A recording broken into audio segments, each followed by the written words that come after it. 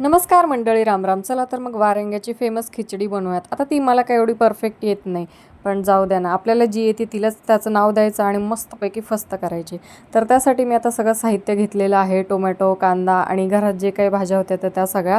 तर इथे मस्तपैकी अद्रक आणि लसूणला कुटून घेतलेलं आहे, म्हणजेच बारीक वाटून घेतलेलं आहे. आणि मी हे पॉटस्केपचं कुकवेअर सेट मागवलं होतं, तर त्यातल्या एकामध्ये मी आता ही खिचडी बनवत आहे.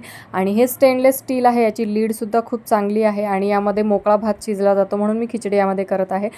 तर सगळ्या भाज्या मी ह्याच्यामध्ये टाकून घेतलेल्या आहेत आणि वरनं थोडासा बिर्याणी मसाला टाकला. आता तो खिचडीमध्ये टाकत नाही, पण मी टाकते थोडीशी टेस्ट यावी म्हणून, कारण वारंग्याची फेमस खिचडी तर मला काही जमणार नाही, म्हणून मी मला जी येते तीच परफेक्ट करायचा प्रयत्न करते. आणि घरात थोडी मटकी होती तर ती पण टाकली, थोडंसं कोथिंबीर टाकलं आणि नंतर त्याला व्यवस्थित त्याची लीड ठेवली आणि खूप छान झाली होती खिचडी, एकदम मोकळी झाली. तुम्ही खाल्ली का वारंग्याची खिचडी ते नक्की सांगा. व्हिडिओ लाईक करा, जाता जाता तेवढं चॅनल सबस्क्राईब करा.